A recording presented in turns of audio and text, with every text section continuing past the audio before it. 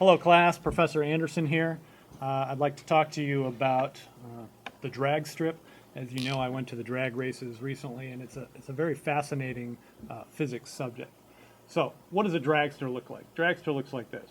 It's got big back wheels, little front wheels. It's got a big old engine with exhaust pipes shooting out all sorts of exhaust gas here. It's got a spoiler on the front and a spoiler on the back, and the dragster accelerates down the track.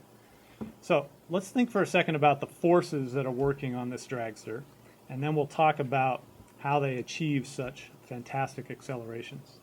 So if I think about the forces in the x direction, let's draw our free body diagram, which we said is just a dot.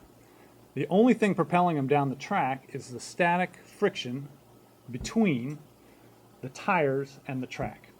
Okay? Lose the static friction, they don't accelerate down the track. There is, of course, a normal force, N, from the track pushing up on the dragster, and there is the weight of the dragster, mg, down due to gravity. So let's calculate the forces. Some of the forces in the x direction are just F sub s. That's it. That's the only force in the x direction, and that's equal to the mass times the acceleration in the x direction. Some of the forces in the y direction is N minus mg. All of that equals the mass times the acceleration in the y direction. But if it's staying on the track, which if it's a good run it should, then that's equal to 0. It doesn't accelerate up or down. And so we get N equals mg. But we know a little bit more about static friction. What we know about static friction is the following. Static friction can have a maximum value of mu s times the normal force, which is mu s mg. That's equal to the mass times the acceleration. And now if I equate these last two equations, look what happens. The m's drop right out, and I get acceleration equals mu s times g. So you can accelerate your car as a function of that static frictional coefficient.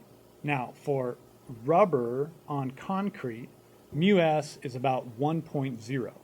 which means that the fastest that you could accelerate your car is 1g, which is pretty fast, right? 9.8 meters per second squared.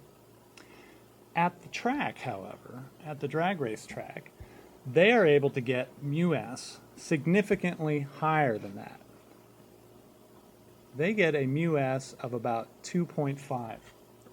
How do they get a mu s of 2.5? Well, they heat the track, they burn rubber on the track, and in between races, they even spray glue onto the track to get those tires to stick.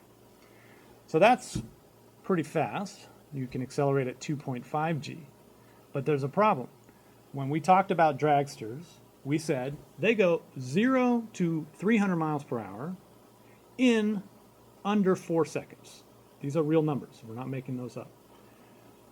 0 to 300 miles per hour in under 4 seconds. What is that acceleration? It turns out that the acceleration of a dragster is about 5g. 5 times gravity. And yet, we just said the most you could do is 2.5 times g. So somewhere we are off by a factor of 2. And this is the really interesting part of this problem. Where are we off by a factor of 2? I'll ask you guys. Anybody out there know? Yeah. Mr. O'Sullivan? It's a guess. It What's pushes down onto the pavement. okay?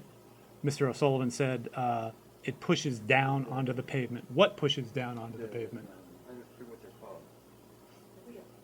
No, These, the spoilers? Spoilers. Yeah. The spoilers. That is certainly true.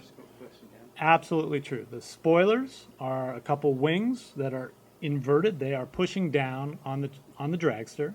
So when you get going up to a high speed, those extra forces pushing down increase your normal force, which increases that. Absolutely true. However, you get 5G off the line, even before you're up to speed. So there is no force on those spoilers yet. Where are we going wrong? What are we still missing? Something about the big tire, Okay. Miss Atkins was wondering about the big tire versus the little tire. The big tire is really just to make sure you stick to the track. Okay, it's very wide, it's very low pressure, it's like 5 psi. Okay, it's just trying to keep you stuck to the track. The little tire up in front is just to keep it straight. Okay, so that's not exactly it. Any other thoughts, Mr. Lemacus? How about the gas that's coming out of the little smokestack? Aha, exactly right. It turns out that the exhaust here is shooting out of those exhaust pipes and forcing the car down onto the track. And they run so much fuel at such a fast rate through those engines that the thrust from the exhaust pipes is roughly equal to the weight of the car, which is kind of hard to believe, but that's exactly what happens. And that's where we've gone wrong by a factor of 2, and that's how you get 5G acceleration. All right, that's it for today. If you have any questions about this, come see me in office hours. Cheers.